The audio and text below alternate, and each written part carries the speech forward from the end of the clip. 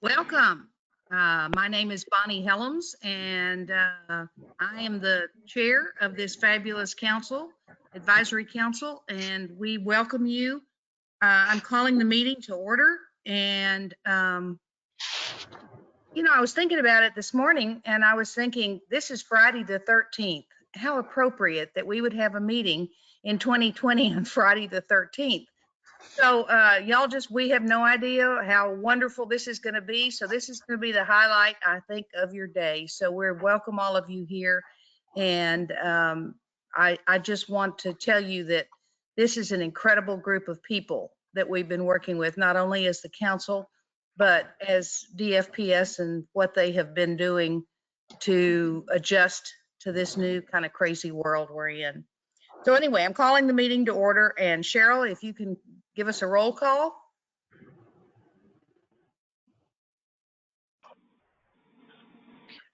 Dee Dee Cantu Artemendez.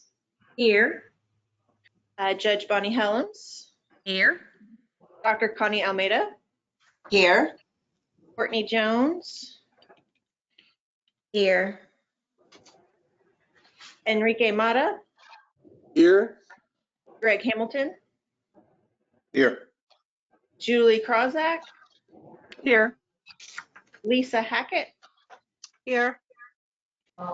Matt Corey. I'm here. That is all 9. Great. So I now declare that we have a quorum because we're all here and present.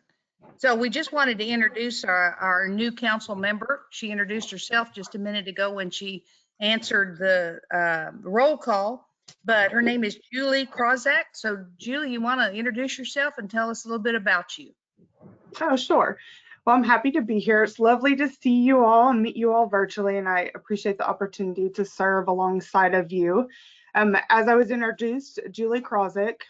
I live in Garland and I work in Dallas. I grew up in Dallas and moved away for quite a while to start my career and finish college, and then came back. And so I've been in the nonprofit sector proudly, serving in operations management for about 20 years. And I very much appreciate exactly what you're all thinking right now, which is she does not look that old. So thank you for that thought. But I have a very diverse and expansive career, from working with foster kids, transitioning into adulthood, to pregnant and parenting teens, to higher education, and then working now at the largest aging nonprofit in North Texas at the Senior Source, where we want to ensure that all older adults are able to live their life as fully as possible and independently as possible. Most recently, I'm the director of the Elder Financial Safety Center, which is a collaborative between the Senior Source, Dallas County Probate Courts, and Dallas County District Attorney's Office. We offer prevention, protection, and prosecution services. We're the first of its kind center in the nation, and I'm really proud of the work that we're doing. In about 5.5 years' time, we've been able to serve over 30,000 clients and victims. We've been able to protect over $122 million in assets across North Texas, and we've educated around 40,000 people across the nation on our model and work that can be done to serve older adults and protect them and help them age financially well and with dignity. And I also serve on our Dallas County Adult Protective Services Board locally. So just a little bit of that 20 years. So thank you. It's good you're that young because you got a lot to do. Welcome to the group. We're glad to have you. Okay, I want to welcome our guests. Actually, we're guests in their house. Oh, somebody just made me the only one on here. I need to see my group. Can you put me back on the, there we go. Okay, so today we need to thank the folks that are letting us come in and join them, and that's the folks from DFPS. And Tiffany Roper is with us, and she's a lawyer type animal and helps out with that stuff. And Jim Sylvester, who is a general, well, I won't put your titles to it because I can't remember them. I just know in my brain you're a general fix-it kind of guy. and Eddie Tinajero. I think you're there.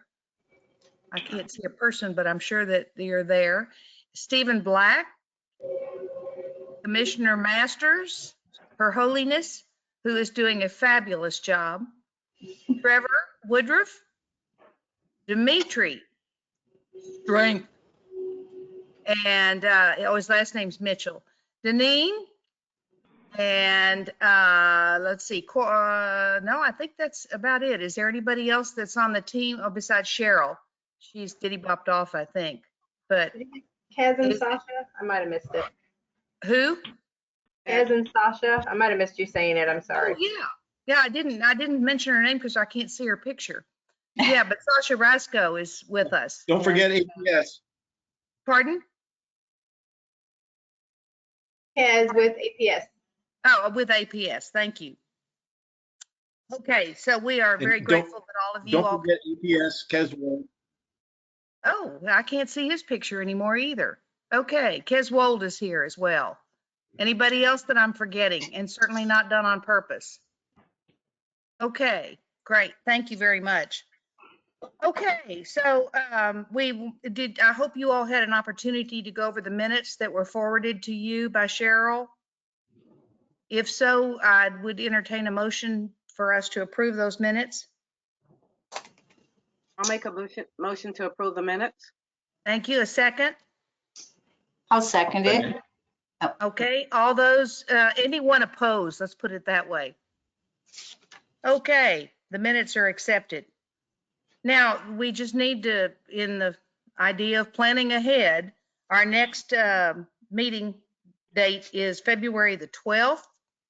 It's my sincere hope that we will meet in person, since I'm kind of an in-person kind of guy lady, rather than being on the screen, but we have no guarantees of anything these days, except it will be 2021 by then, so perhaps things will have rounded a corner and we can get back to a few more normal type things.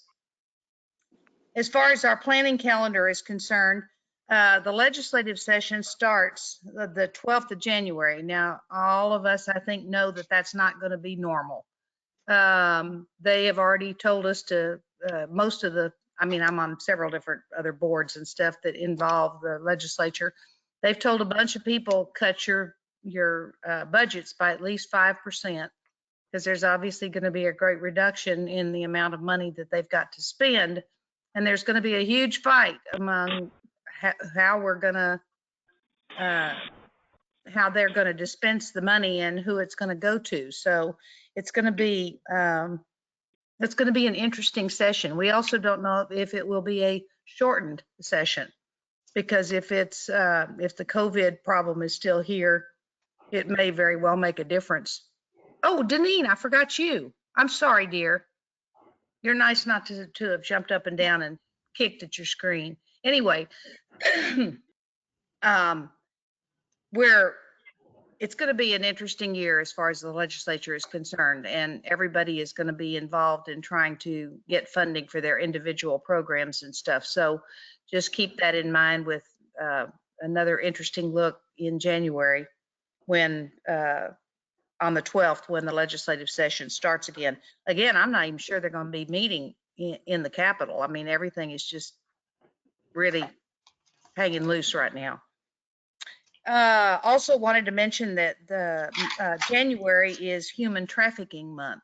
And so this will call a lot of attention to the fact that this is something, and I'll talk more about this later, because this is a very strong interest of mine in fighting sex trafficking. And so anyway, that's the update on the planning calendar, and the council dates for those of you who are taking notes.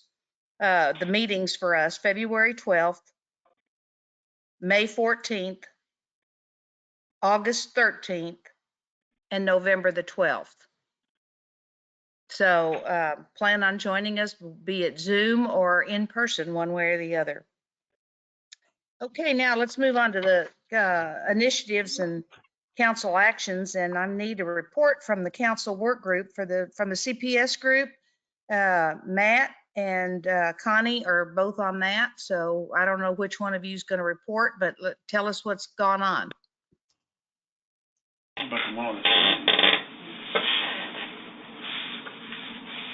right. Okay. Connie, to my recollection, I don't know that we've met together yet since we formed into the new group, right? Yeah. I know we've both been doing other things on the foster care and adoption front, but that group has not yet met. Connie, correct? Yeah, we had some difficulty connecting, and so I think we will maybe in the next month. Let's connect and see what we need to do. I think at the local level, obviously we continue to do a lot of work around these issues, but as a work group, we have not met. Probably going to be kind of common. Yeah. The CPI and human trafficking, I know Greg and I have not met either. I've done a bunch of activities around them, but we didn't get a chance to meet. So Greg, did you have anything to report? Hello? I Greg? do not. I do Okay. not. I Thank do you. not. Okay, on the APS, the Adult Protective Services. We have met with Kez. Kez, would you like to, do you mind giving some information on that? I don't. We had a great meeting just talking about APS, what our needs are, what's going on with our program. And I'm trying to link the work group up with our Texas Adult Protective Services board. And Dr. Jason Burnett out of Houston is the president currently. And so trying to link them together so they can start having conversations about how the council can support APS and support the APS board. So we're excited about the possibilities there. Thank you for doing that for us. We look forward to meeting with the board. And I know we have a new committee member, correct, Lisa, in our council committee? And Julie? Yes, Julie, yes. Okay, there's Julie. Okay. So you'll join us next time, Julie. Thank you. Okay, prevention and early intervention. Enrique and Courtney.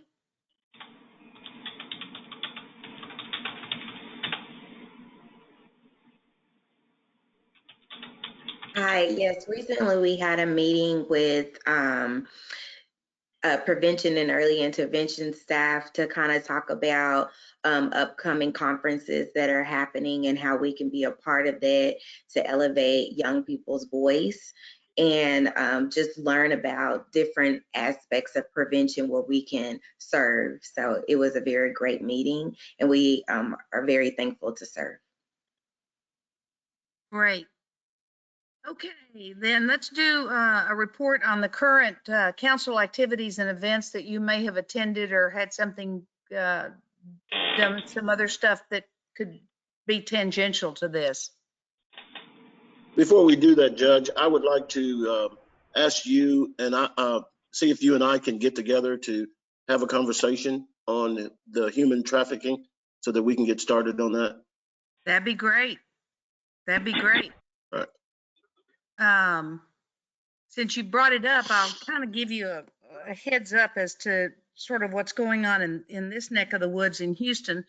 As you all know, back in January, I think my husband and another guy who's on the board of the Harris County Sports and Convention Corp got together, and they had a very large press conference where they had NTZ, no trafficking zone, was what they have renamed NRG Stadium. And they are doing all kinds of things to help fight sex trafficking during sporting events and things like that. But in addition to that, there have been quite a few other things that we've been looking at as far as expanding to faith-based sex trafficking, where they may be willing to come in and work with even presenting as foster parents and being willing to help take in some of these kids that have been sex trafficked and would get education about ahead of time as to how to handle them and the trauma they've been through and all that kind of thing. And Bishop James Dixon from Houston has been working with us and is got a really good agenda. And I have a rather diverse interest in a variety of different organizations. I'm also on the board of something called Shifa, which is a Muslim organization that built a home for women that had been abused by their husbands, and it's hidden away in Houston somewhere. And I have gotten one of the people who is a physician that has worked with them, who is a friend of ours, who is Muslim, who has now joined the group of the faith-based. So we've got folks from all faiths that are in there working on faith-based fighting of sex trafficking, because it has no boundaries as far as color, belief, religion, race, whatever. It's across the boards. I went to the Partners in Prevention conference virtually, and it was fascinating. It was extremely well done. And I went to the APS. One of the things, guys, that they let you know, Cheryl sends out the thing saying that we can attend these things. Partly, I got to say, selfishly, I've got several licenses that I have to keep up, and they do give continuing ed credit to keep licenses up. So that's part of my motivation.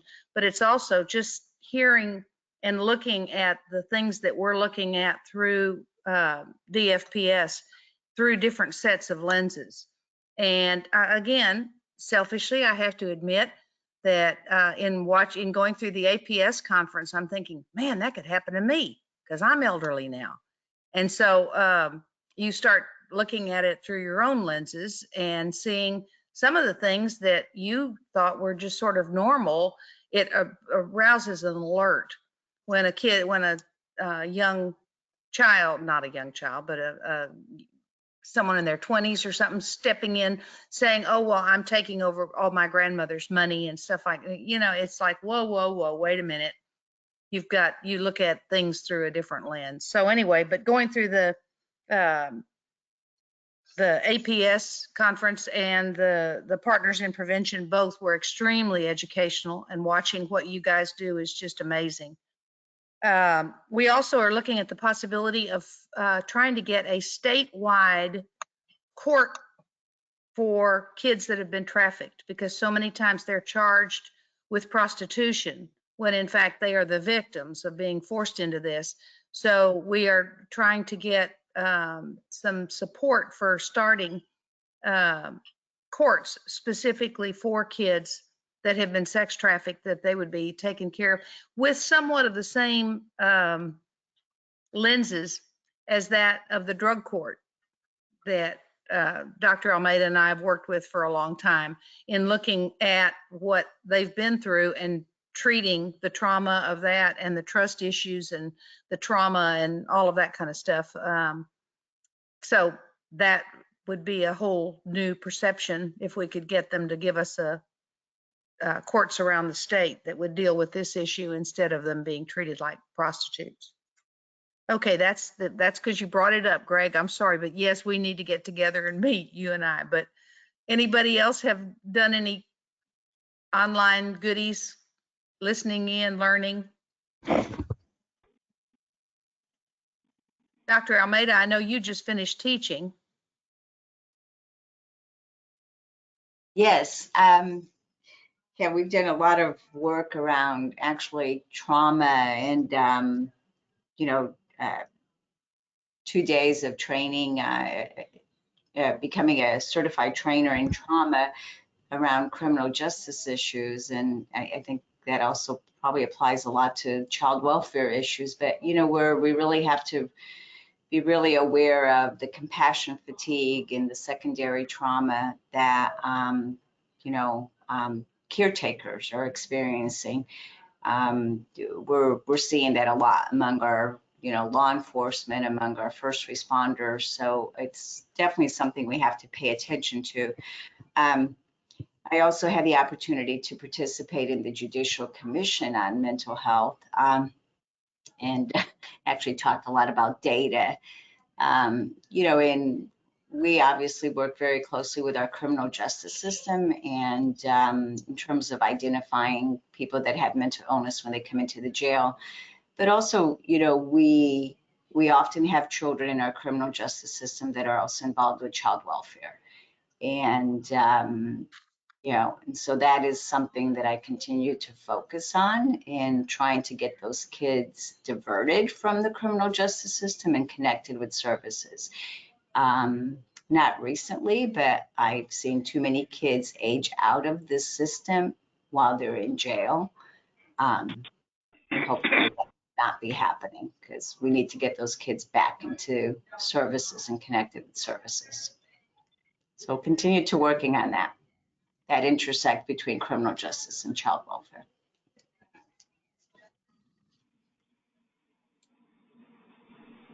Has anybody else done any work on understanding the FFPSA, the Family First practice that they're coming down with from the federal government? That's something that, Cheryl, we may want to put on the agenda at some point for us to have a report on what we're doing on going forward with that.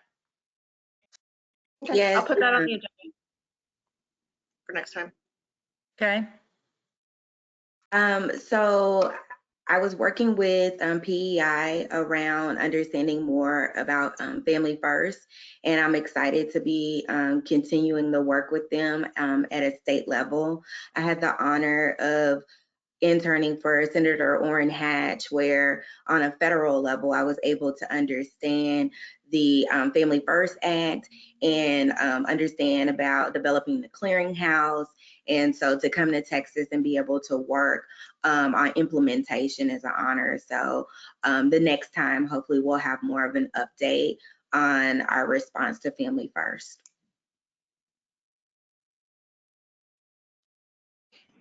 Judge, can I add something else? Sure. My apologies. We also had the opportunity, I believe it was last month, we reached out to First 3, which is an organization in Texas that focuses on children birth to 3. And they've done some really interesting work in several counties in creating Safe Babies Court. And so many of you know, actually Judge Helms and I have worked for several years, you know, on this infant toddler court initiative. So we're looking at, you know, what First 3 is doing in terms of, you know, they really have a strong emphasis on fostering the relationship between the foster families and the biological families. And so looking to see how we can learn from them and maybe enhance the work that we've been doing with our infants and toddlers and child welfare. So, Judge Helms, do you mind if I add a little bit to that conversation? Please. Because the PEI division does fund some wraparound support for the infant toddler court in Bexar County, and we received some additional federal funds in this fiscal year that we have a meeting scheduled with.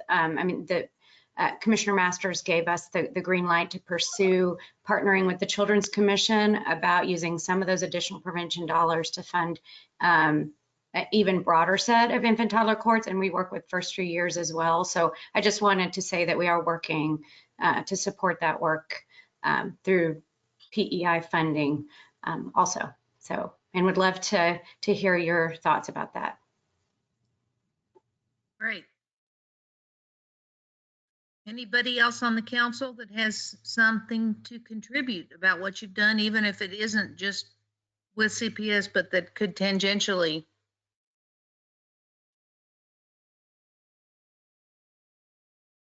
Okay. So now we are going to the leader of the pack. Commissioner Masters, can you give us an update, please? Yes, thank you, Chair Helms, and hello, everyone. I just have a few program updates, and then we will hear some updates about COVID-19 and a presentation on teen suicide.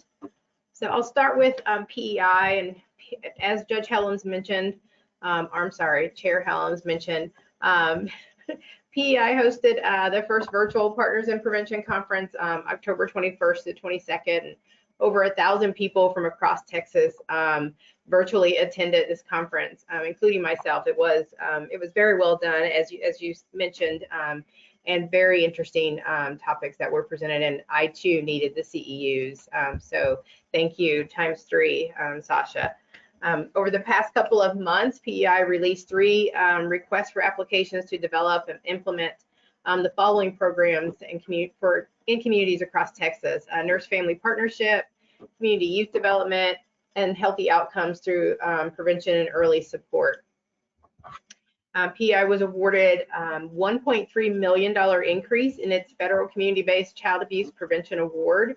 And they use the funds to increase community awareness of existing prevention services, strengthen community and parental involvement in child abuse and prevention efforts, and encourage families to engage in services available within their communities. Funded programs in fiscal year 2019 and 2020 include the Fatherhood Effect, which is Educating Fathers for Empowering Children Tomorrow program, basic parent education, public awareness campaigns such as Safe Sleep, and other special initiatives. And just mentioning Safe Sleep, you guys don't obviously see all the reports that we get, and one of those being suicide, which we'll get some information about later, but we also get numerous child deaths reported on a regular basis that are a result from co-sleeping. And Sasha and I have talked a bit about what that looks like to even get out a different message, because it's, it's kind of like that commercial they used to have with, this is your brain on drugs, the fried egg, it didn't do anything. And I think maybe another approach, and I'd love to hear your thoughts, but maybe we need to hear from parents who lost their children to co-sleeping, to make that real to people, or for those of us who you don't have to say it, but who did co-sleep but didn't lose their little one. You didn't have that accident, but it could have easily been you.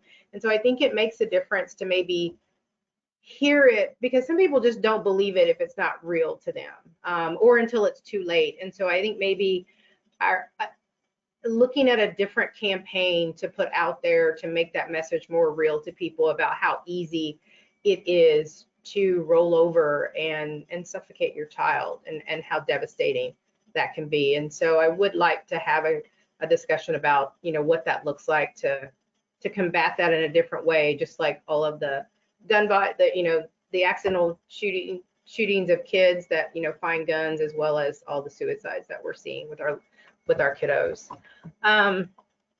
As far as human trafficking goes, in our Human Trafficking and Child Exploitation Division, we continue to collaborate with the Governor's Office on strategies to address child sex trafficking in Texas. GRACE, the Governor's Response Against Child Exploitation, empowers communities of faith to improve awareness and increase service capacity and prevention efforts across Texas.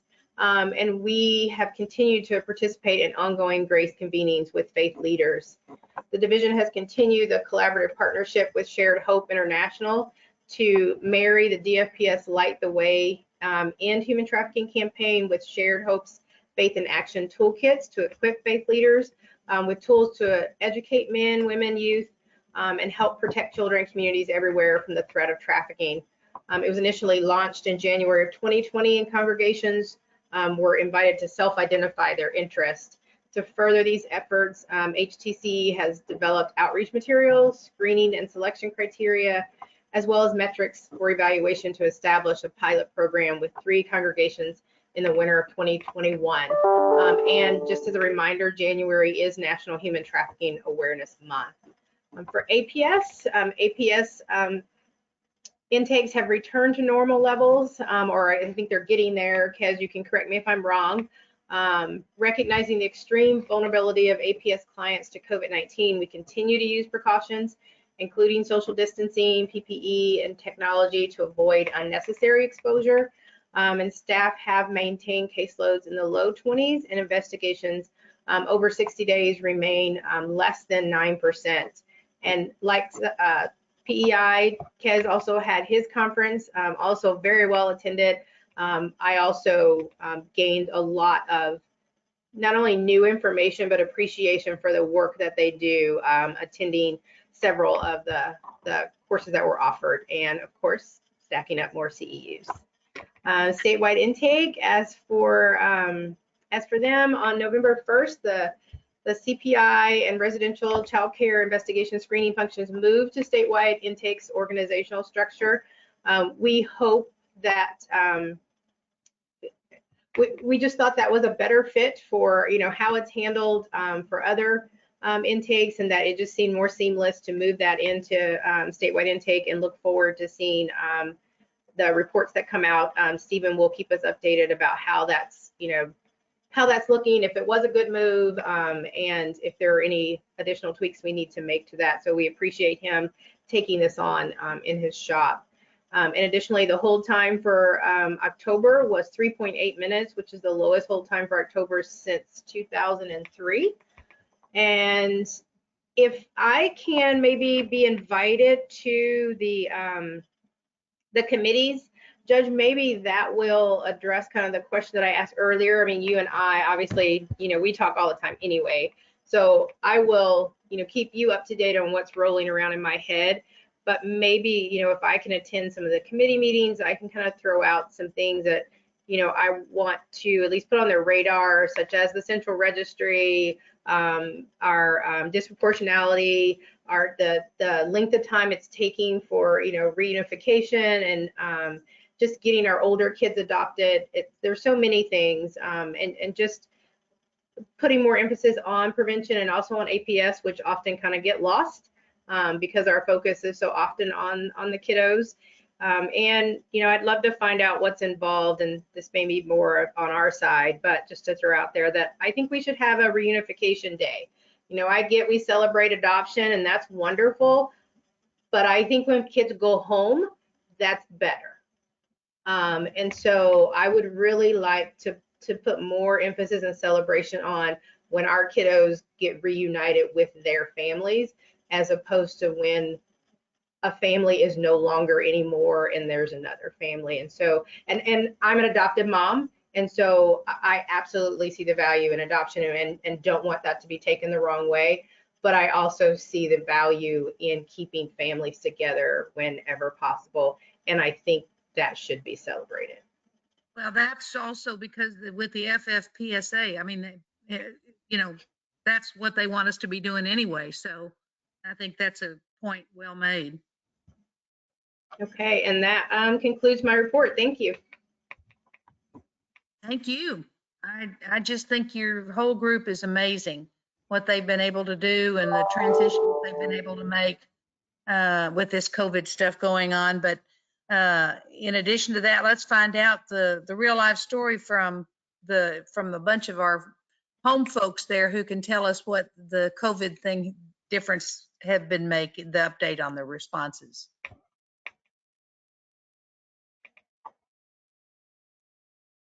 Sasha, I think you're first on the dance card.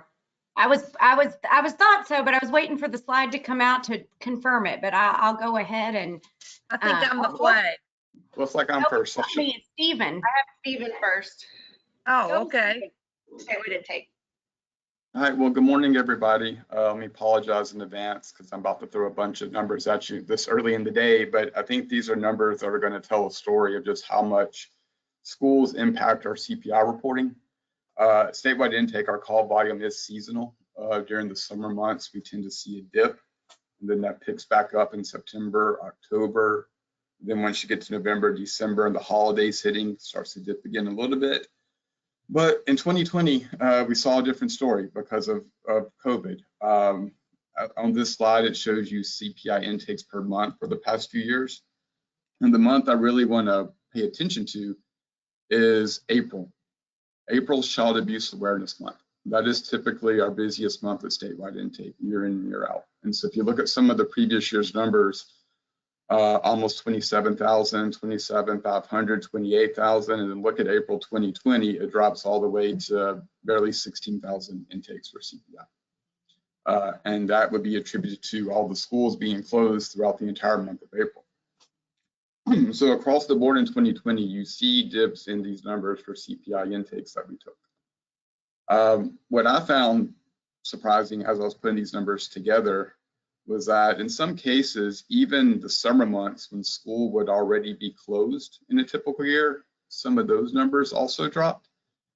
And I wonder if that has to do with the daycares. I know that there are some kids that may be old enough to go to school, but yet they're still so young that the parents don't want them home alone during the summer, and they would typically be at daycare. And so if you move on to the next slide, we'll see the daycare numbers. Also, with the exception of the month of July, we did see a decrease in some of our daycare intakes. Again, look at April, all the way from 214 in 2019 to 68 in 2020.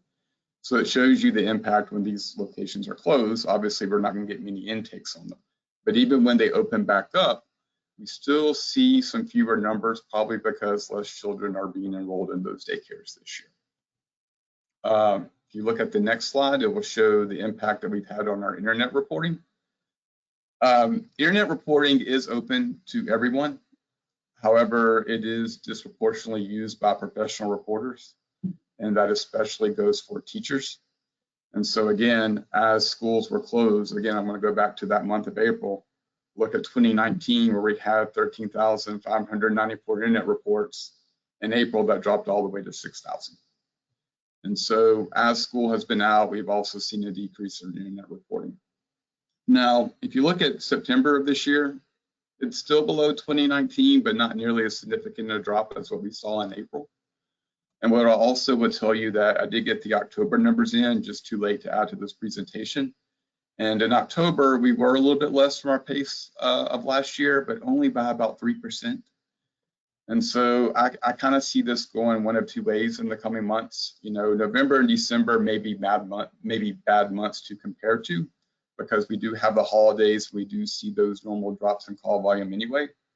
But I would not be surprised that if come January, February, and March of next year, we start seeing the same numbers that we would see in any given normal year.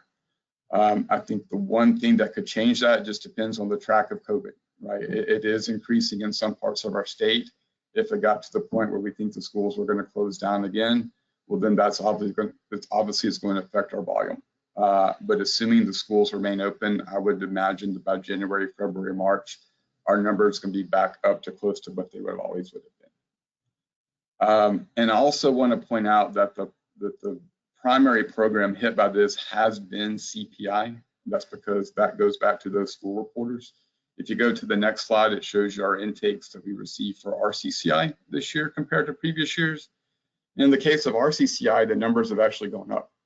Now, when you think about RCCI intakes, those aren't usually being reported by school professionals. Most of those come from either the foster parents, the CPAs, the caseworkers themselves calling. And so that has not been a program that's been particularly hit by COVID or particularly hit by schools being closed. And then the last slide I will show you shows you the APS intakes. And we did see a little bit of decrease here and there throughout the year, even a couple months, like in March and September, where the numbers actually slightly were ahead of last year's pace. And so looking from 2017, 18, 19, 2020, all the numbers kind of fluctuate here and there between the years. So again, school reporting is not going to affect APS a whole lot. And so we didn't see as dramatic of a decrease in our APS intakes as we did our CPI intakes. And that's all I have, but I'm can take any questions if you have any. I have a. Oh, go ahead, Karen. Oh, yeah, I have a quick question, hopefully quick. And what's your impression in terms of the type of abuse that you're seeing? I mean, do you see the same sort of trends, or was there some difference in, in terms of what's being reported, the type of abuse as well as the severity? Just your thoughts. Yeah, that's a really good question. This may be something Jim will want to speak to later, but so while the numbers may look a little low for CPI, what have been coming through are some fairly severe cases. And so I would say the severity levels have gone up, even though some of the volume has dropped. Increase in family violence, stress on families, that's what we're seeing. Thank you. And that gets to my question, Judge, and Stephen, thank you for this data. Obviously, we would all love to believe in any normal year, right, these decreases in numbers would be cause for celebration, right? And but I'm not naive enough, I think, to believe that that's the case here. I'm curious, maybe you, Jim, Deneen, and maybe if you're going to get to this later, please forgive me and I'll hold, but how are you interpreting this data? Right? Are you interpreting this as, in fact, a reduction in cases of abuse and neglect with children?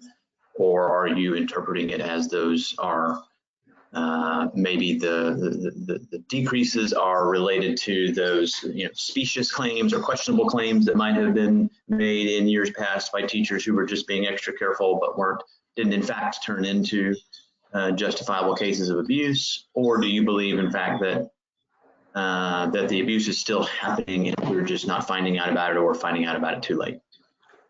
I think it's a combination of almost everything that you mentioned. And so when you look at our #1 reporter for statewide intake across programs, it's medical professionals. Now, a lot of those calls are going to be devoted to the APS side of the house. And so when you look at our #2 reporter, school personnel, and there is the occasional school personnel calling in an APS intake, but being that they're the #2 reporter for our entire program at statewide intake, those are all going to be heavily weighted towards the schools. And so when you look at schools being closed, you're cutting off our #2 reporter, which tells me that it's not necessarily an indicator of abuse, neglect declining. It's an indicator of somebody who has eyes on these kids no longer seeing those kids. What we're trying to do to mitigate that, and I'll get to this in the presentation on teen suicide, is that we have created a tip sheet that we share with school professionals. Because now in a lot of cases, they're seeing the kids, but they're seeing them remotely, which does change the dynamics. So we shared a tip sheet with school professionals on what to look for when you're meeting with kids only through Zoom or other remote means. And I also think we need to be thinking about how to get the word out beyond just schools. Just to give you an example, over the summer during the height of this, I took a trip out to West Texas to go camping. I drove right through Main Street, Fredericksburg, Texas, and there's a big banner saying child abuse is everyone's responsibility with our phone number on it. I think the more outreach we can do like that, so that we take the burden off teachers to be the only ones to make these reports, I think the better off it's going to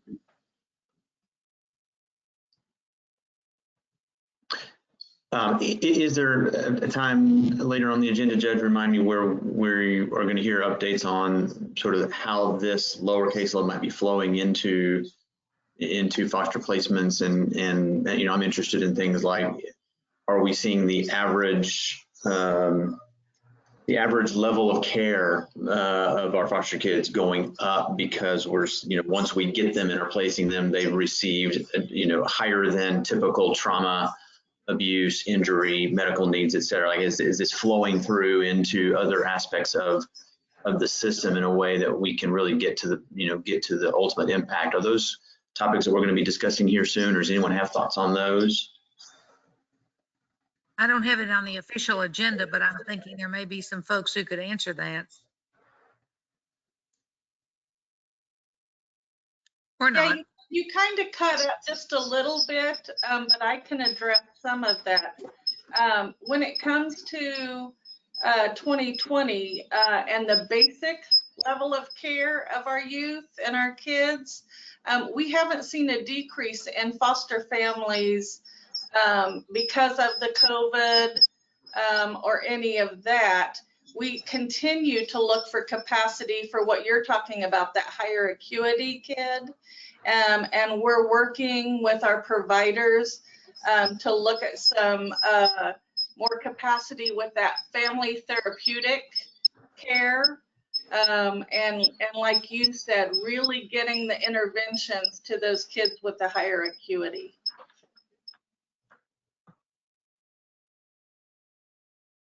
Commissioner Masters, is this data and any other analysis that you have of this, is this being made available to our state leadership, to the governor's office and others? I'm just thinking, as our policymakers and leaders are evaluating, county by county, state level, additional lockdowns, additional COVID response, I guess I would just be interested in knowing whether the impact on the foster system is being accurately understood, analyzed, and reported to decision makers in a way that informs their policy making. Do you have any insight into that? So I can tell you we are constantly evaluating how COVID is impacting our system, and we do have, numerous meetings about that, and we all kind of collect information about our departments. I can't say that there is one sort of succinct report that's been given to the governor's office or lawmakers. I mean, we have a monthly update call with the chairs of both committees from the Senate and with Chair Frank and Chair Colcourse to update them on what's going on and keep them apprised of our situation. But I think that's still ever changing and ongoing. But what we can have prepared for the next meeting is kind of what we do know and what the current situation is, because I think that would be good to present here. That's great. Thank you for that. And yeah, I appreciate the work you guys are continuing to do on this. And I would hate for us to all sort of come out of the slumber of COVID in the next several months and all of a sudden find, a massive impact on the kids in our state that we maybe thought was happening, but weren't sure when kids start returning to school with bruises and broken bones and things that we didn't know about. And I would just love for our decision makers at the state level, county levels, if there was something the department, could in fact say definitively or with a great deal of confidence that would help decision makers make decisions about things like school closures, lockdowns, et cetera, that may be adversely affecting the population we're entrusted to care for. I would encourage us to lean into that as you're able. But thank you for that. Oh, for sure. And unfortunately, there's just things we won't ever know definitively. Right. I think just looking at the state of things and we've talked about this many times, just how flipped people can be about whether schools should open or close. And we look at everything through our narrow little lens, and we don't look at things systemically, or how easy it is to say schools should close. What's the matter with you? Keep your kids at home. Well, what happens if I can't keep a roof over my head or feed my children if I have to be at home? Or I go do that and I leave my elementary kids at home alone, and God knows what could happen. And so that isn't just this easy, quick decision for people to just say, oh, yeah, I can work from home. No, I can't, nor can I leave my kids at home. And so school is a necessity for some people despite COVID. And so none of these decisions are easy. And for kids and adults who are abused at home, school and work are their respite. It's where they escape that abuse sometimes. So it's the only safe place, or it's the only place they eat is when they go to school. Sure. And so you just some things you don't know. And of course there is the group that thinks there's just rampant abuse, and the minute everything fully opens, our intake calls are going to blow through the roof, and those that think it will just kind of gradually get back to where it is. And it's just hard to say, but we do have those conversations constantly. And we also do after action reports to kind of look at how things have gone from, can people work from home, period, to, how do we not have to scramble the next time we get into a situation like this? Or even with telehealth, what we've seen with our families who normally would have to drive an hour and a half to go to a doctor's appointment and risk losing jobs or anything else, that, now they can do that right from their home to hopefully ease the requirements that are on this. And again, helping families become as whole as they can so they can be reunified. Cheryl, thank you. To me, can I add something? Sure.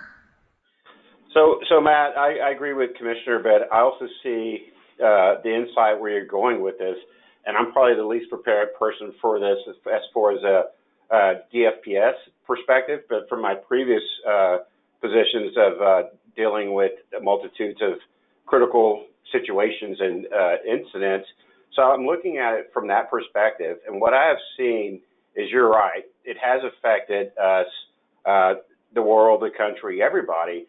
But I agree with Commissioner Masters, not so much from that prevention piece. And don't get me wrong, our providers would love to have Intense Plus or Intense.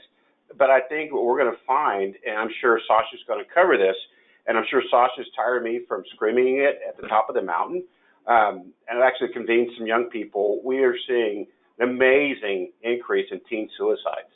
It is blows my mind. I think that's going to be the defining aspect if we're, at least from DFPS's standpoint, if not the world.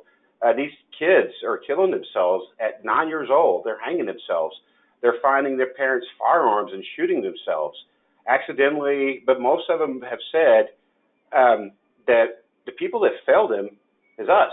And the kids told me that they try to talk to their parents, and their parents tell them, what do you have to worry about? You have a house, you have food, but the kids feel their whole very fabric of their foundation, COVID has ripped apart. As adults, we may agree or disagree. And previously to having the conversation with those youth, I was kind of like the same thing. But I think, Matt, that is what we're going to have to look at. And that is what at some point people are going to say, what did you do? And I'm sure Sasha's going to bring that up. And I think it's King, unfortunately, I almost send her every teen suicide that I read. I read every child death in the state of Texas. Probably a little bit behind right now, but I think that is something that will define COVID. And it is not going to, whenever we get a vaccine, it's not going to stop. It's going to take getting back and providing that peace with the parent whenever we intersect with domestic violence or whatever. We may have to put that in there. They have to listen to their children, really listen to them carefully, what's going on in their lives, because they're taking their lives just at a rate that I've never seen before. Dimitri, if I can jump in just a minute. Part of it's really weird because part of this I've just seen in my own family, because my granddaughter, who's 13, who got it, is very much, she's fine, locked in her room, reading a book, she's fine on her own. Her 11-year-old brother, however, is very socially oriented. And so he has been deprived being around his buddies and playing and doing the stuff that they've always done before. And it was bringing him down to depression. But my granddaughter, his older sister, because she had already had COVID, was able to go in and spend time in the room with him, watching movies, and they would go out and play basketball together and do some stuff like that. But each child is individual. Some are very socially oriented, some are not. And the parents lots of times don't have that picture in their head, because it's, I just need to get them fed and get them to school, and they don't have excuse me for jumping in on that, but No, you're right. And I'm seeing that too, Judge, in our community, in our school district. And Dimitri, I appreciate that perspective. I know we're going to hear more on that topic, but I guess my ideal world here would be that sometime in the next month or two, right, as we're starting to see the fog clear, as the vaccine starts to be, seems like vaccines are moving forward, I would love every single superintendent and school board member, right, to have, as they're weighing these extremely weighty decisions, to have some data, some information from this department that helps them understand and balance all of the factors, whether it's suicide, the acuity of the abuse cases that we're seeing, the fear, even if it's not completely known, the data trending toward a fear that there is more likely than not going to be a wave of cases and kids coming back to school with whether it's physical trauma or severe emotional trauma. They got to understand this, and we got to be in a position to help them navigate it. That would be my ideal scenario, and I think our legislature needs to know that as we're talking about a fight for resources. I have a deep concern that the actions that our nation and our state have taken, clearly to save the lives, mostly of people my age and older, are unintentionally going to end up swapping those lives for the lives of the kids in our state. And that's not okay, right? And we have to be able to walk and chew gum at the same time. And I'm hopeful that this leadership team can lean into helping those leaders, state, county, school district level, have the data they need, the information they need to fully understand the impact of their decisions. So I'm off my soapbox. I'll stop. Thank you, guys. And Stephen, I'm sorry, I see that on my notes that you were supposed to be announced as the first speaker, and so I blew that, not you. But now we get to hear from the lovely Sasha Roscoe. Good morning. I'm going to take it. We're not going to talk about teen suicides, I think, for a little bit, but we will circle back to that. Because this is going to be a little bit of a departure, but from the very rich conversation, which I couldn't agree more with. But let me just talk about what PEI has been doing since the pandemic hit. And it's really 4 key areas of activity. As you know, PEI doesn't have staff doing prevention work. We're funding community-based organizations to do prevention work. So our COVID response has included, 1, helping our contractors pivot to virtual work and adjusting and giving guidance around the evidence-based models and contract requirements. The second thing I want to talk about is what that experiences look like for families and what the prevention services have looked like virtually. We've also done a lot to coordinate with our state agency partners to figure out what they're seeing as they serve children and families, and how we can coordinate our efforts and sort of stay connected, as this is sort of a once a century experience that no one has, academic literature around. So the only way we're creating expertise around what's going on is to just keep talking with one another. And so we've been talking with physicians and law enforcement and mental health providers and substance abuse treatment providers and schools at Texas Education Agency. So that's been a third big prong of our approach. And the fourth has been a lot of public awareness work to parents and families that are stressed and struggling. But this is just a timeline of our communication with our own grant-funded providers. So you can we started kind of answering questions and giving them permission to do virtual work in concert with the evidence-based models that the legislature, sort of directs us to use. And so making sure those evidence-based model developers are also fine with the modifications to their programming. So that's sort of, I'm going to talk a little bit about the bureaucracy. And on the next slide, we'll just highlight real quickly the kinds of things we allowed was obviously, as the commissioner mentioned, working virtually. And that involves a lot of technology. So I think what we found is that I've heard this term that the internet is the new social determinant of health. But what we found is that in order to do virtual work, this is a dove factor, but kids and families need to have the ability to connect virtually. So they need both devices and internet access. And so we found a lot. While we bridged a lot of service barriers, as the commissioner mentioned, that existed pre-COVID, like transportation and getting time off work. So for some families, this has been great. We can gather the whole family around the dinner table at night when people are done with work. We can engage dad and uncle and siblings, and really, which we couldn't do with in-office or in traditional working hours. So there's been some amazing lessons learned, but then we also have parts of the state that don't have great internet access, that don't have coverage at all. And we also have families, for them, when they're doing telehealth, they're not necessarily on a laptop with a big screen. They're often on a phone with a smaller screen. We do a lot of work with families who have children 5 and under, getting a infant or toddler to stay still long enough to stay in that phone screen. So you could maybe do a developmental assessment is challenging, to say the least. And whereas normally a home visitor might be able to sit on the floor and play with the child to keep them engaged so that mom or dad could really focus and interact. Now, as we all know from our colleagues, and that toddler or infant is crawling all over or crawling away, and the practitioner is not there to be able to kind of deliver holistic work. And the same with our youth. In some cases, working with youth or mentoring with youth works fabulously, but when you have to broach some of those uncomfortable, and I know there's clinicians on this board and probably listening that know this better than I do, when you have to broach some more uncomfortable, there's some things that are not as safe to talk about virtually because you're not there to really manage some of that emotional reaction and And guess what teenagers do? They get up and just walk out. And you don't have them in the office to help kind of bring them back in. So that's kind of some of the things we've been helping provide transition.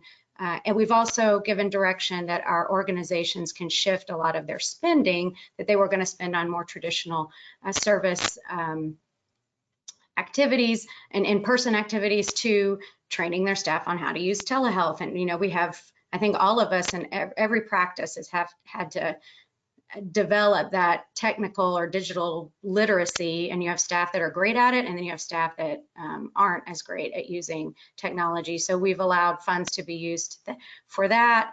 And same, much like our agency, we've also allowed our community-based providers to shift some funding to spend on communicating virtually with families and parents, kind of like Stephen mentioned the ad in Fredericksburg, but similar, like trying to get to parents wherever they are, because schools are also, they're a big reporter, but they are also a huge connector of services for families who are struggling. So for prevention providers to lose that school's referral source and that connection to kids and families through schools has also meant they've had to be really creative to connect to families and kids in the community. And that's been a lot of digital social media presence.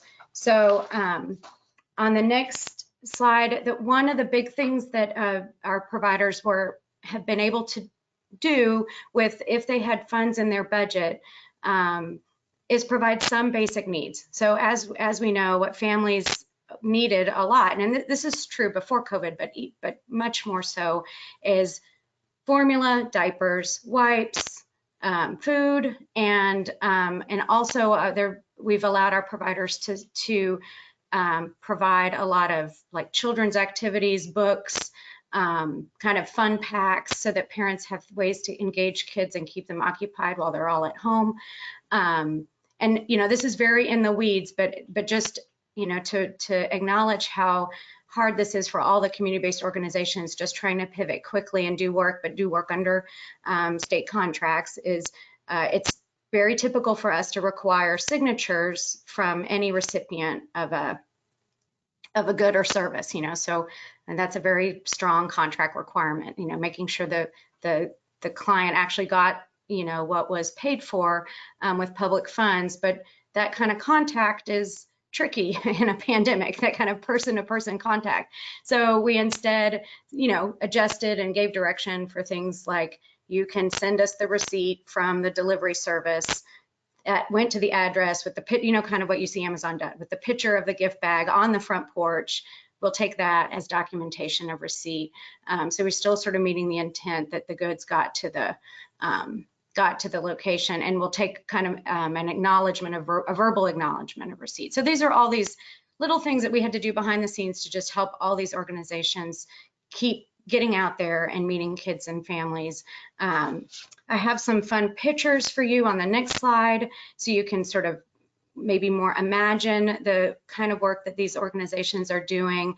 You'll see on the left, that is the nurse bear delivering packets to the Nurse Family Partnership graduates in McAllen. That's the Renaissance Hospital, did that drive-by graduation ceremony for NFP recipients.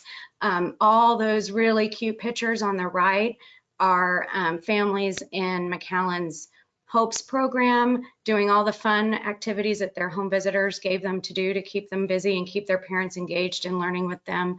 You see some yoga, you see some hide and seek.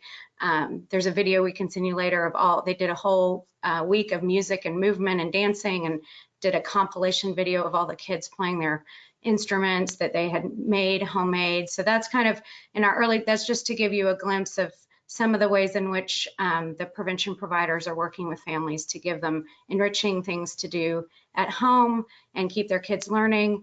On the next slide, there's just a great story about one mom. This is in the Midland, Odessa area, served by our FAZE program, High Sky Ranch. And I'm going to read, you may not be able to read this, but I'm going to read it to you. So back in December 2019, I started the Stay Together program. The day I met Mercy, that was her counselor, I was a mess physically and emotionally. And she goes on to just talk about how she has learned so much, connected with her kids, so thankful for the help. And this is a theme we've heard over and over and over again from parents and also from our colleagues in doing behavioral health, is the amount of emotional support people need and how thankful they are to have someone to talk to and someone to even to just talk to them about COVID, the amount of anxiety around what does this mean, particularly in the beginning. What do I need to do? Am I going to die? Is my, just families, we all humans need people to talk to. And that's a lot of what the PEI funded programs have been able to do, is stay connected, give people someone to help them navigate, someone to help them manage the kids who are struggling at home. And so I wanted to share that one story with you from that phase program. On the next slide, another service that, one of the prevention kind of programming that has successfully transitioned to virtual work, and I know the commissioner hinted, I think that we're going to keep a lot of this virtual work probably post-pandemic, maybe not exclusively, because I think folks still need that face-to-face, but to kind of string sessions together. But mentoring, youth mentoring has been something that's really worked well virtually, and Big Brothers Big Sisters has been a great example. They've actually seen an increase in matched big brothers and little brothers and big and engagement. And you can imagine, you've got this, Chair Helms, you talked about your 11-year-old, you got a kid at home that's lonely, bored, isolated, and they can have a mentor to talk to a week or two. It's been particularly helpful for our military and veteran family services, those families that have deployed members, and one parent is at home with kiddos that are really struggling, and for them to have that mentor to talk with and connect with has been huge. So here's some examples of a puzzling activity that Big Brothers and Big Sisters put together. And again, you'll see kids doing science experiments helped out by their mentors. Our youth programming did a lot for class of 2020, virtual graduation ceremonies. We've had a great virtual youth summit. So sort of keeping those kiddos connected. So I could go on and on. We get to, we have the privilege of being the feel good division. So I wanted to show you some pictures of the work at hand. But on the next slide, back to sort of connecting with our peers and colleagues. We have formed a violence prevention advisory group. I know Dimitri sits with us on that as well. And where we have academics and service providers and our colleagues at DSHS and HHSC, and all talking about what is happening, what can we expect to happen next, what's the path forward for navigating families, and just sort of hearing what trends are happening in domestic violence or mental health crises, and all of which are, as we well know, interconnected with child abuse and neglect. So we took that conversation, this is just a slide, we took that conversation live too, because we thought, well, if we're getting a lot out of this conversation, one of the benefits of virtual is we'll just telecast it and let other people listen to it. I mean, why not? Because that's, what faster way to get out what we're learning from talking to one another than to just invite hundreds of people to listen to it. So we've been trying to just enhance that kind of cross-sector learning. And then I will just say, just as a quick recent update, we know COVID cases are spiking again, and particularly in Amarillo and El Paso and Lubbock, or our western part of the state, and then in our border communities. And so some of those providers had started doing more face-to-face work and are now kind of backing up and going back to just virtual work, and having all the same impacts, all of us, staff who are also testing positive, and or helping those that are sick at home. So the prevention workforce is sort of just having the same kinds of impacts as everyone else, but much to Matt's point, the loss of schools as a partner is just kind of a real Achilles heel for working with kids and families. And even those schools who are back open and having kids in are understandably very limiting in who they want to let into the building to work with kids and interact. And so a lot of our providers would do groups or youth skill groups on campus with kids, and that work is clearly also limited. So, I mean, it goes without saying, we're all ready for the pandemic to be over. And there's some things that we've worked our way around, but there's just some things that are just not possible to do without face-to-face work. But what we have, the last, and this will be my last slide, is we have, in partnership with Trevor's communications team, I think I've talked through that slide, but on the next slide, just our Help and Hope page. If you don't know about it, the agency does have a forward-facing website just for parents to get resources. It's now Help and Hope, but we are rebranding it next month, I think, if we stay on schedule, to Get Parenting Tips, because that's what marketing research told us parents Google for, and we want parents to find it. And we don't have a lot of money to pay for them to find it, so we're just going with what folks put in Google search. But right now, we put a lot of content out there about COVID, but specifically with an empathy for how stressful it is to parent during this pandemic, and giving those stressed parents resources about how to manage being at home, how to manage their kids' anxieties and fears, which we'll talk a little bit more about when we talk about youth suicide, but really helping parents understand how hard this is for their children, and empathizing with how hard it is also for parents. So we've had 1.4 million hits to this visits to the website during the pandemic. So that is sort of a quick overview of what the Prevention Division has been doing in response to COVID. Happy to answer any questions. Thank you, Sasha. Good job. Okay, Deneen Dryden, I think you're up to bat. Great. CPS has continued the same practice since the last time I've seen you of in-person, face-to-face visits with our clients, our families. The only exceptions are if we have a child or a caregiver that tests positive for COVID, or if the family's under quarantine. And of course, those are done case by case. And if there's a safety issue, then we still do the face-to-face. We've talked a lot about school here today, and in September, we followed up with all of the caregivers for the children in our conservatorship to ensure that educational services were in place and that the child's individual needs were getting met.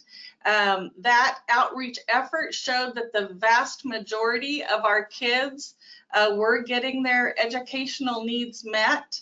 If the caregivers in that survey identified any challenges that we saw during that outreach that was conducted, then an educational specialist was assigned to work with the caregiver until resolution for that child's education was achieved. And so we see that as a great partnership there with the education to make sure that those needs are met. Just like you, I have been so impressed by the dedication and commitment of DFPS staff, our foster parents, and all the caregivers during this pandemic time. If there's any questions that I could answer.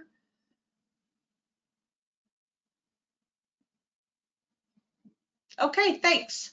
Okay, appreciate it. Good job. Okay, Mr. Sylvester.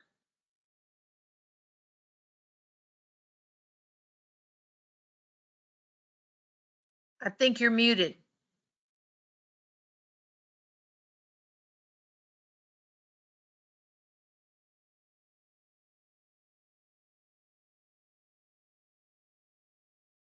We still can't hear you. I'm texting him right now. There you go. Now we got you. Am I working? Yes, sir. All right. Well, good morning, everyone. I'm glad once again I got through my technical difficulties. It's everything I can do not to have to talk to everybody. Because not anymore, I'm not. Oh, you got it? I'm unmuted. I got my backup coming to tell me I don't know what I'm doing. Cheryl Gomez is on the spot. So I've got a little good news and I got some bad news. And I'll start with the bad news first. I think that the COVID is starting to show its wear on my staff. Even though at Statewide Intake, Stephen does a great job in fielding the questions to make sure that when we ask the question at screening, has anyone in the family had COVID? Has anyone been exposed to COVID? What that is? I think there's still, I don't think, I know there's some of our staff are apprehensive about believing the intakes about what's going on with COVID, because a lot of people don't want to talk about whether or not they've been exposed, really truthful to it. So our staff is really nervous, even with the great amounts of the PPE that we've been distributing. Some of them have concerns because they see the flare-ups around the state, having to go into these homes to do the interviews and do the face-to-face, do the investigations. They're concerned about, their well-being, although we tell them, well, you're still going to the grocery store, you're still going to the gas station, you're still going to a high school football game.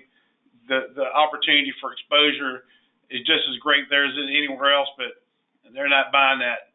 They still are apprehensive, and so we've had that. We've had a spike in our offices, around the state, but El Paso, the Valley, the Panhandle.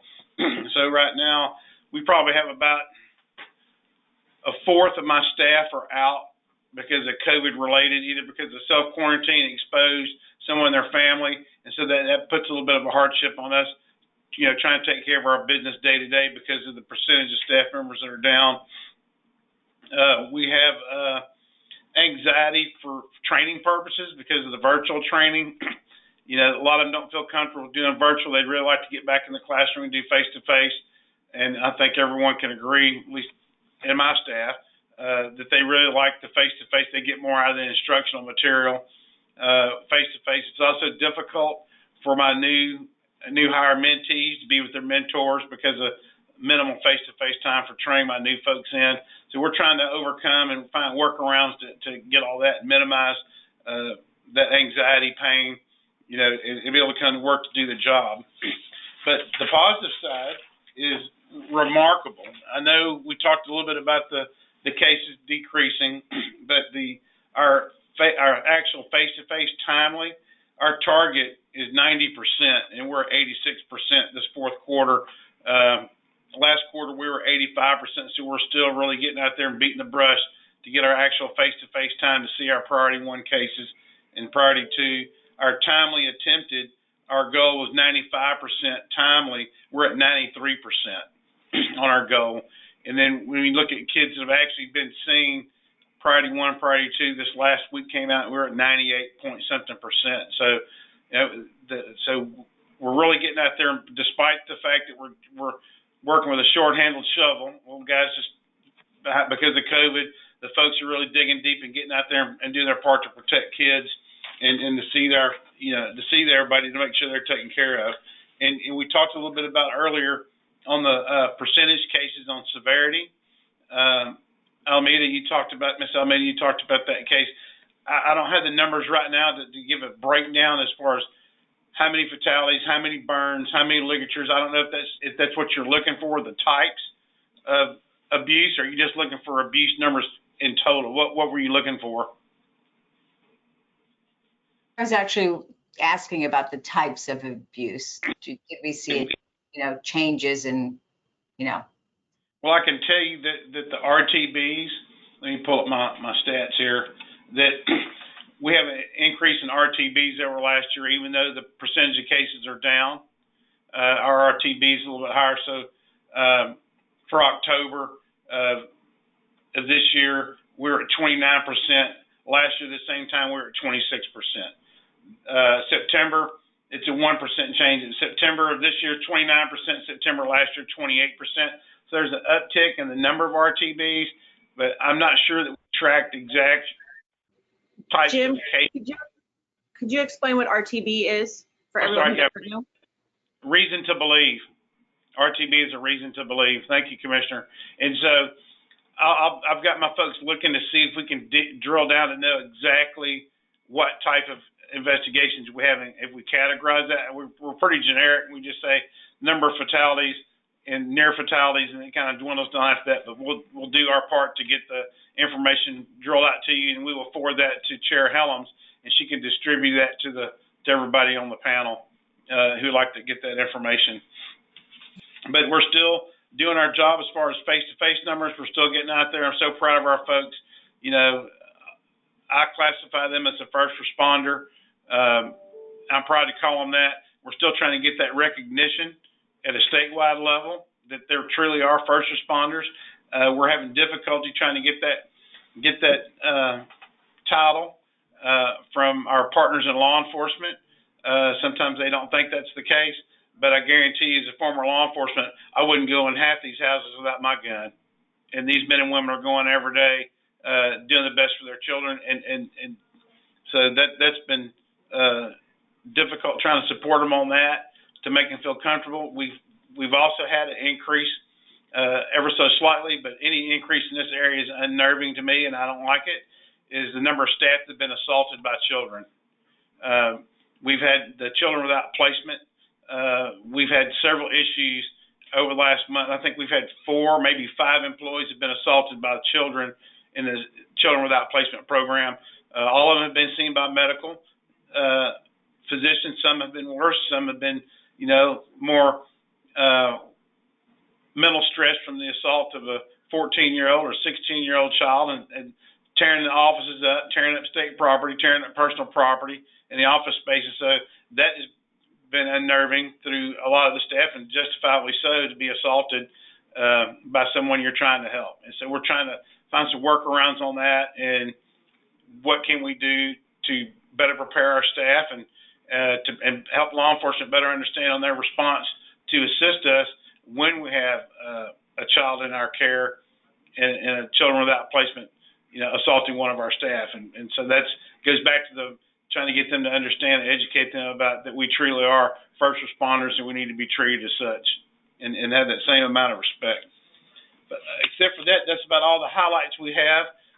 Any support that we can get from your committee would be ever so helpful, and to meet some of the needs, not just mine, but with Sasha and Kez and Deneen and Steve and all of my peers as associate commissioners to help us with our endeavor to keep children safe and families together would be great.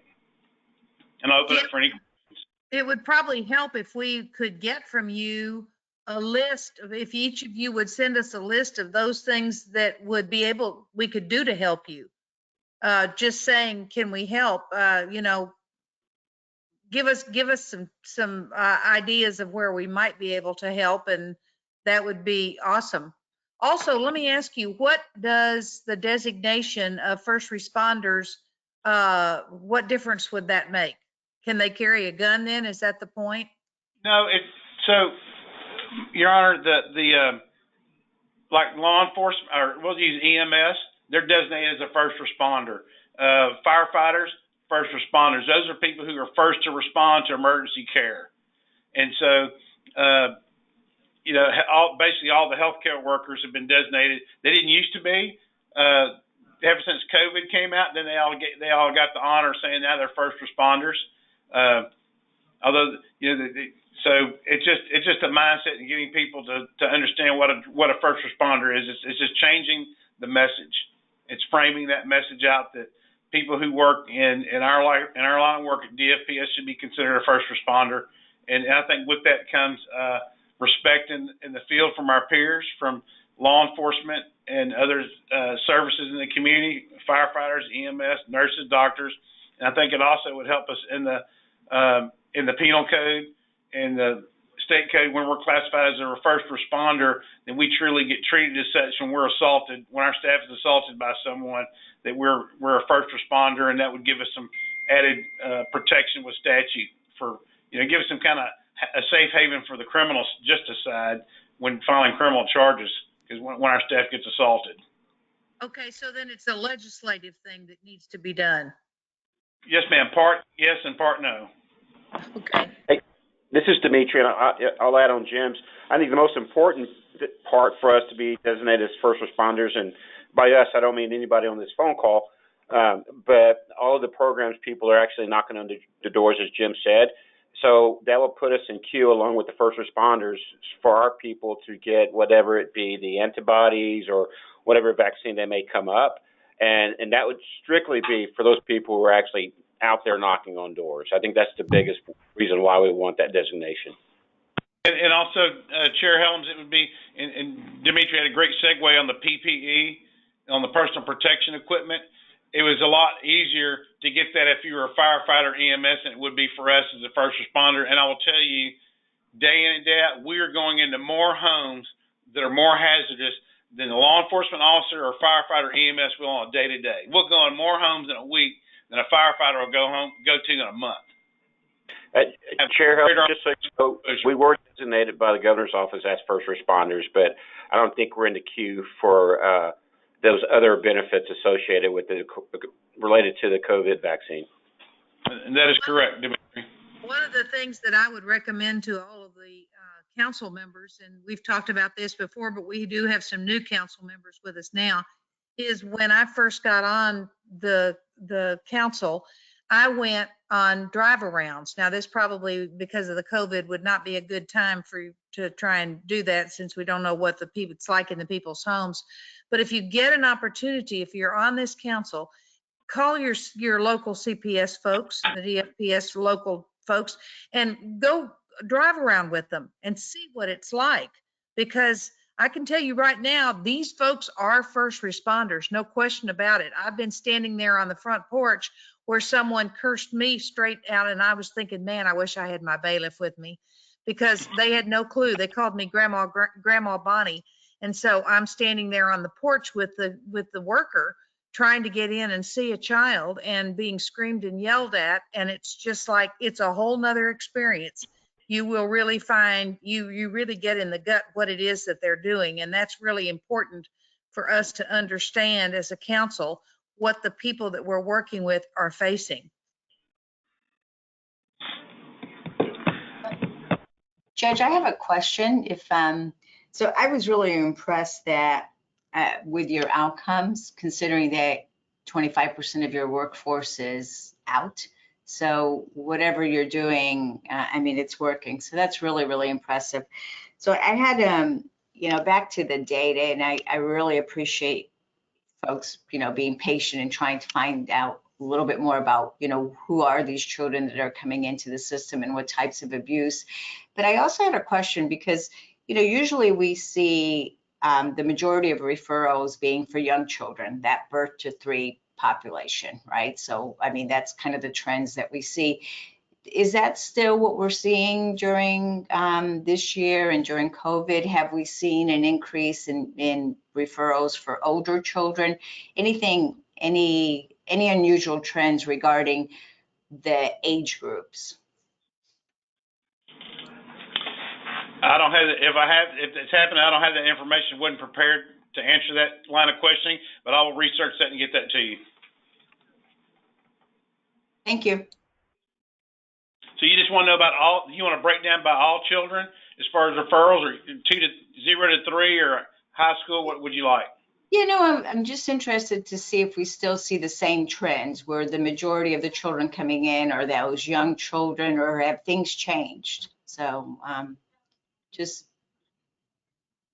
Yes, ma'am. We'll be on. I love data. So. I think it's really interesting too that we as a body take a good look at what our lives have been like under COVID ourselves.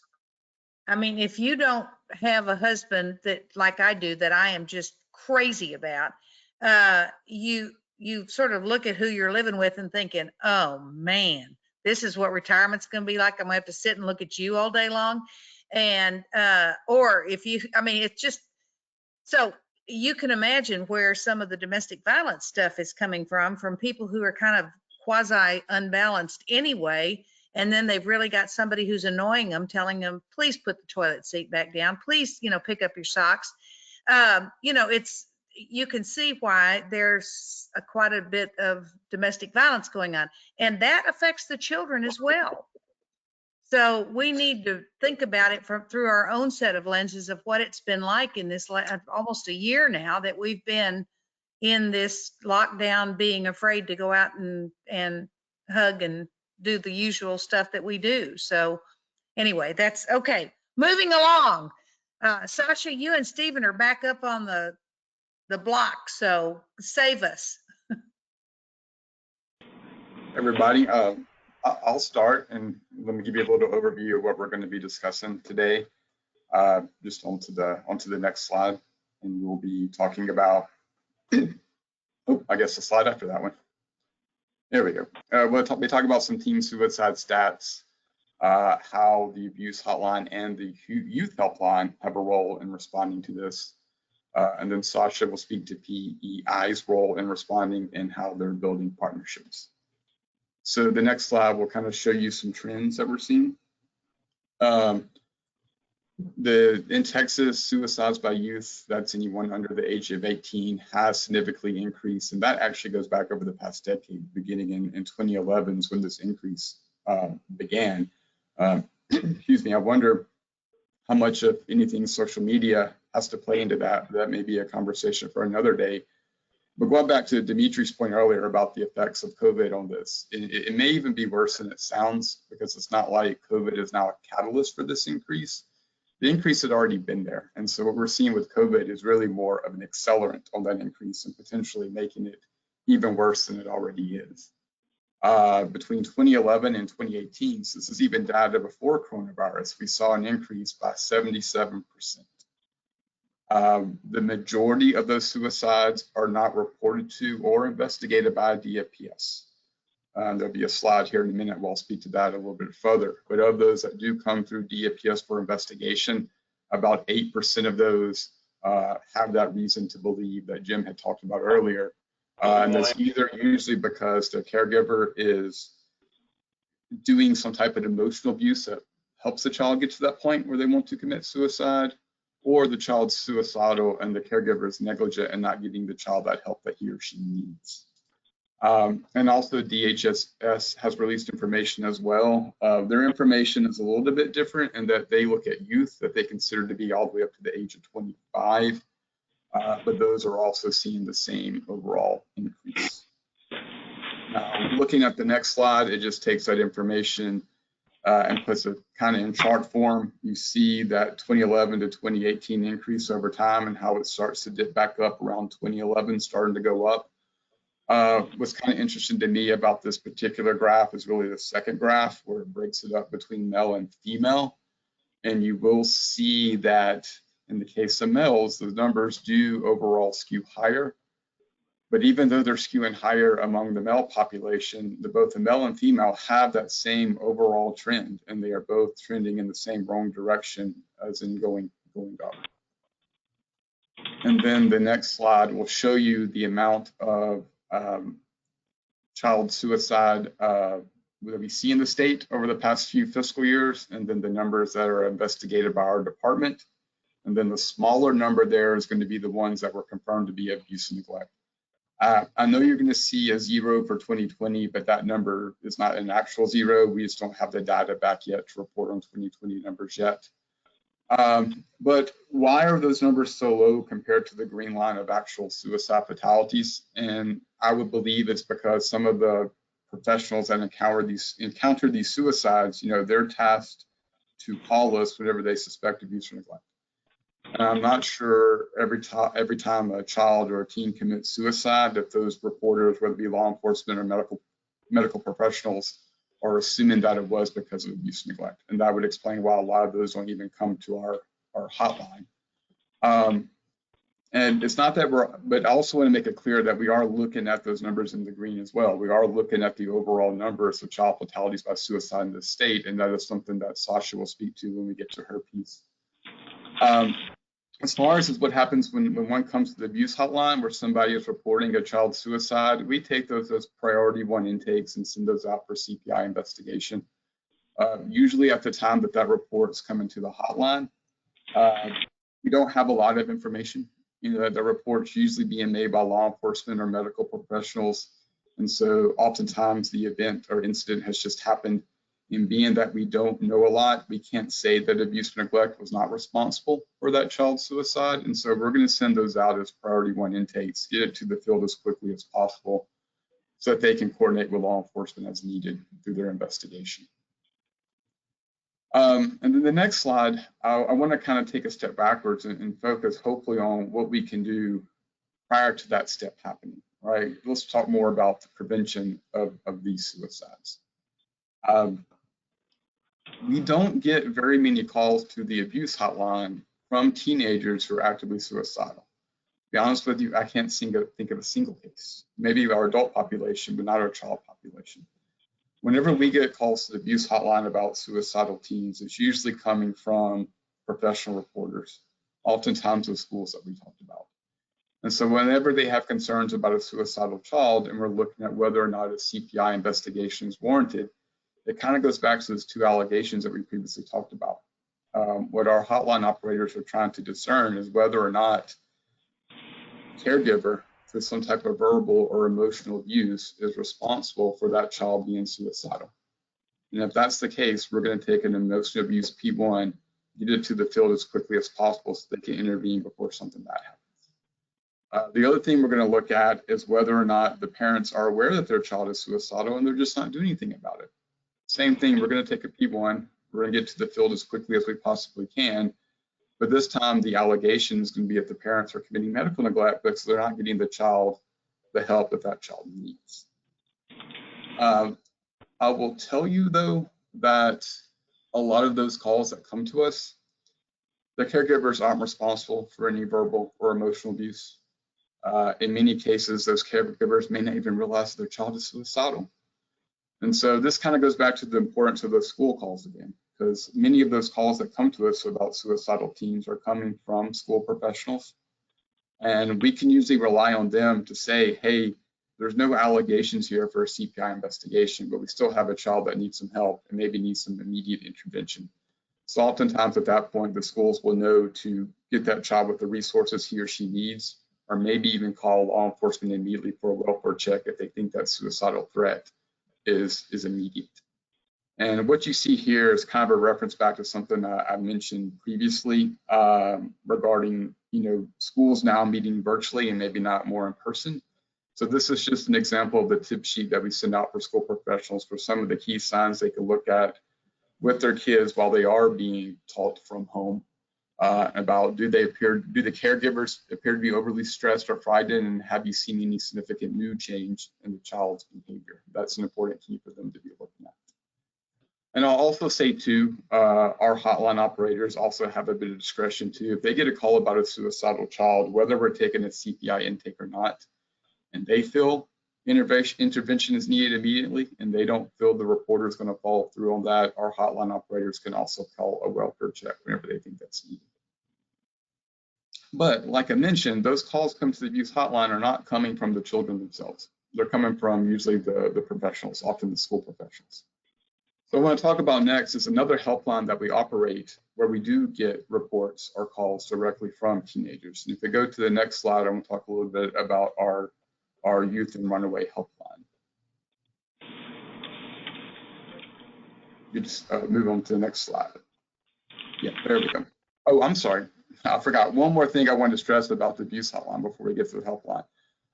If you are trying to call the abuse hotline because you do have a suicidal child that we're worried about, although we offer that online reporting option, and although that reporting option is mostly used by professionals, we really do not want you to use that online reporting option for a suicidal child.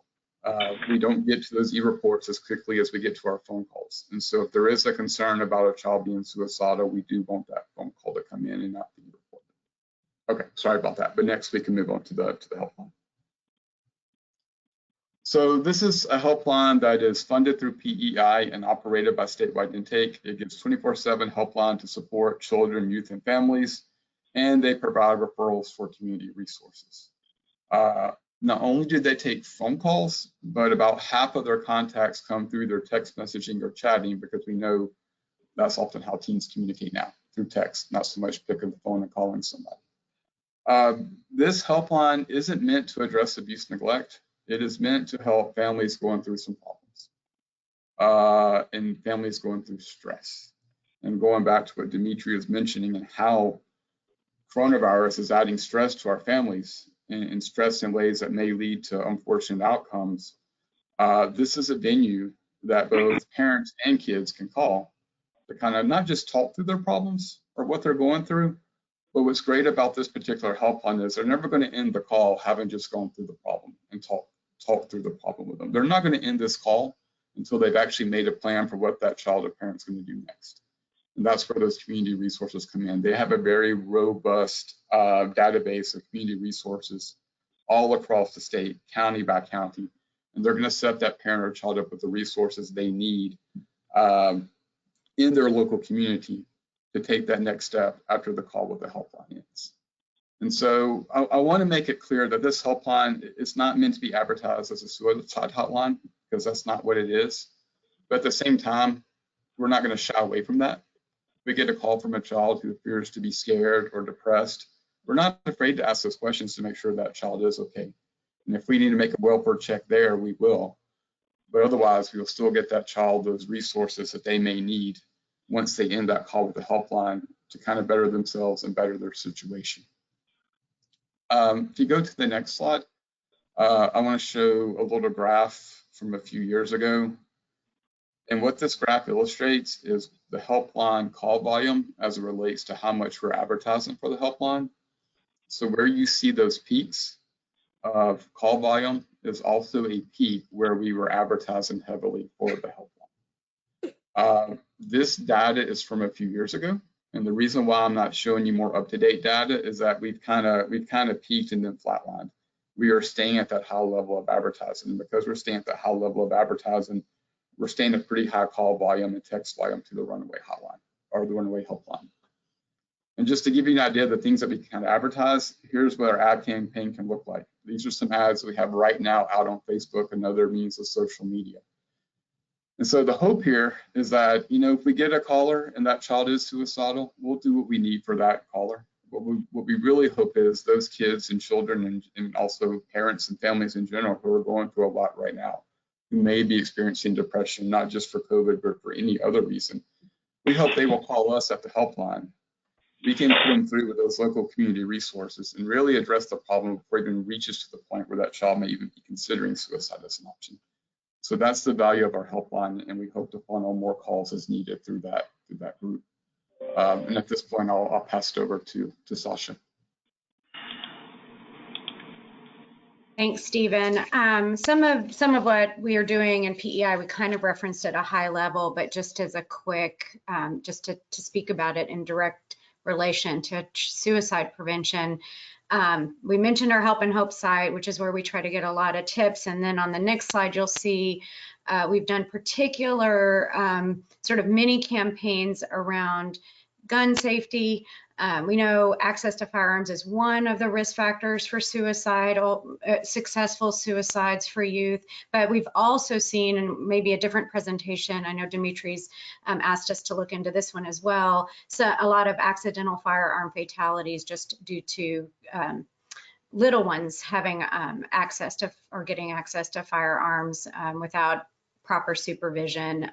So we've done one mini campaign on just locking up firearms, teaching children, good firearm safety, and keeping an extra eye out if you do have kiddos that are stressed or struggling. So that's one public awareness effort we've made. And again, this is also Trevor's communications team in partnership with PEI. And then another mini campaign we've done aimed at suicide prevention on the next slide is a mini anti-bullying campaign aimed again at parents and other youth serving organizations, and then somewhat at youth, although we don't have, our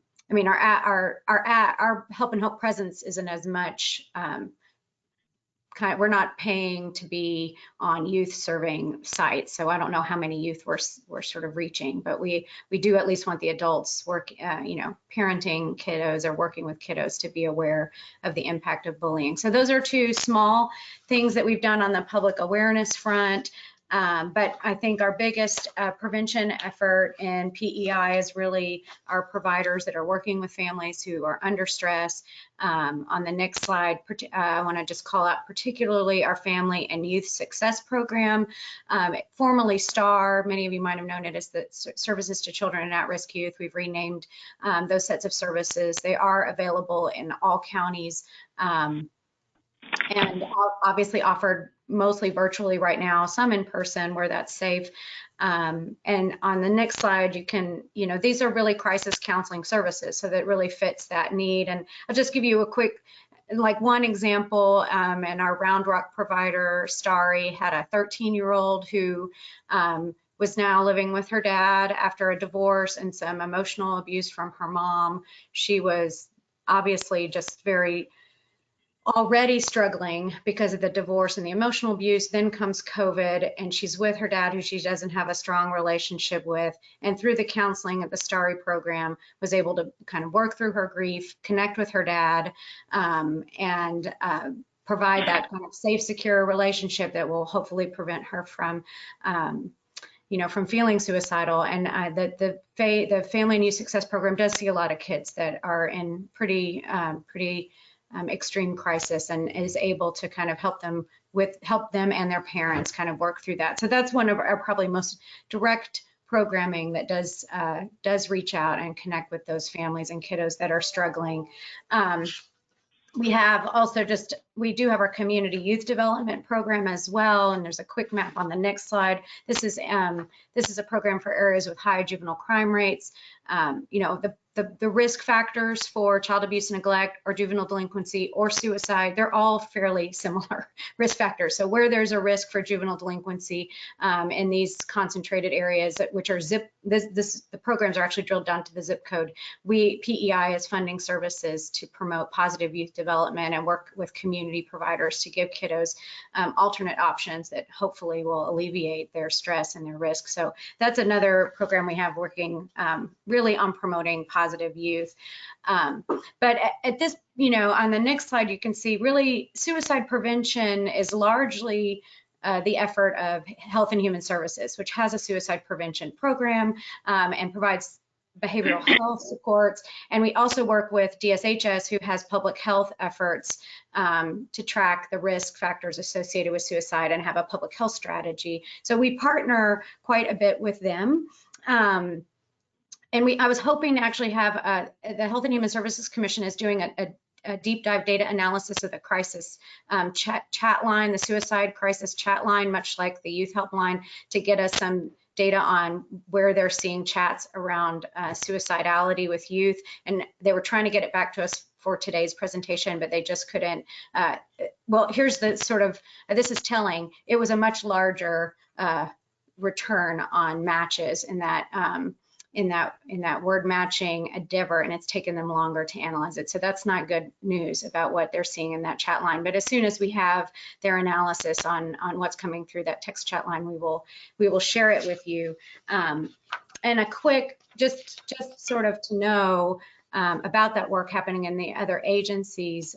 The DSHS does a youth behavioral risk survey routinely as part of its public health work. And I'm sure if you've ever seen an article that says, youth drinking is up, or or down, or smoking is up, this is where that data comes from. And so they do connect. You can find on their website. On the next slide, I'll just give you a quick overview.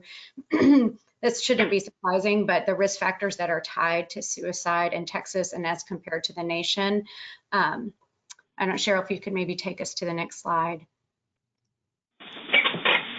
They're smoking, binge drinking. I mean, these aren't great indicators of kids doing well.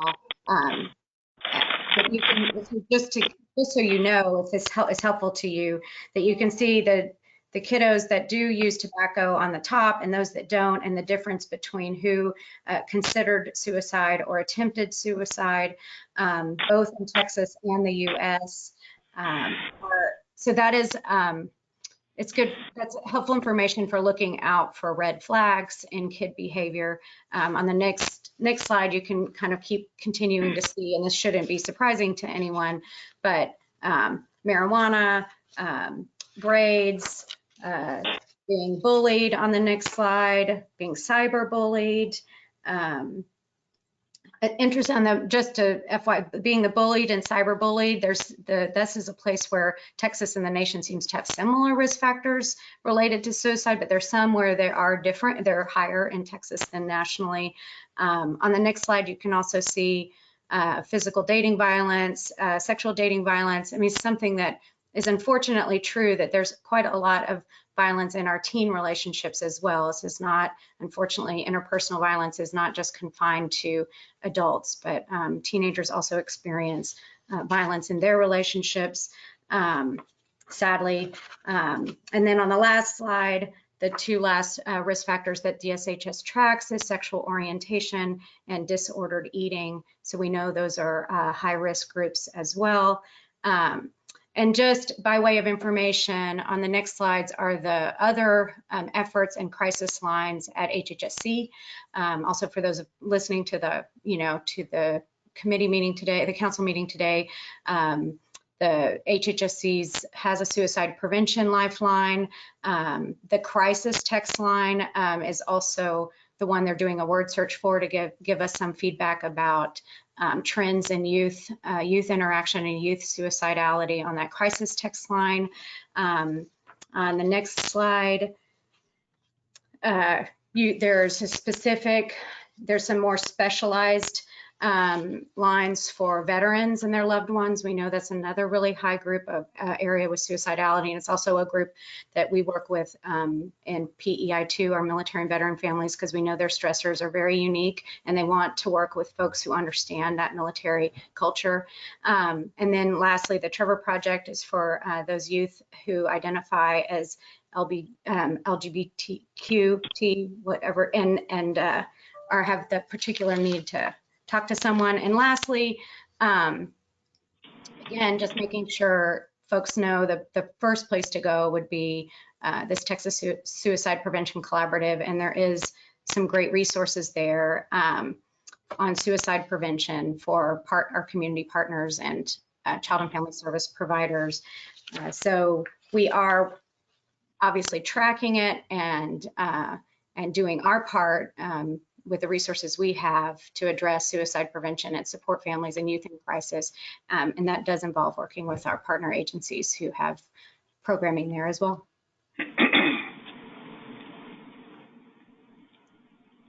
And I think that is all Stephen and I had to share today, but we certainly know that there's expertise on the council and want to hear any feedback or answer any questions. Anything to offer from any of you guys? I have a comment. I thank you for addressing this really important issue. I struggle where to find this information, like where we look at our health department data. I mean, we work with our coroner's office, but it's really difficult to get kind of this comprehensive information on death by suicide. So I really think that it's great that you're putting together this information. The helplines are very useful. The Texas Youth Helpline, I'm really impressed with that. I guess maybe one of the questions or thoughts is, what happens to those kids? How many of those kids actually get connected to services? And unfortunately, that's part of always the missing piece, is that we're not able to do that follow-up and actually see, what kids get linked to services. So it's more of a comment, but maybe someday we can actually figure out what happens to the children, do they get linked to the right services?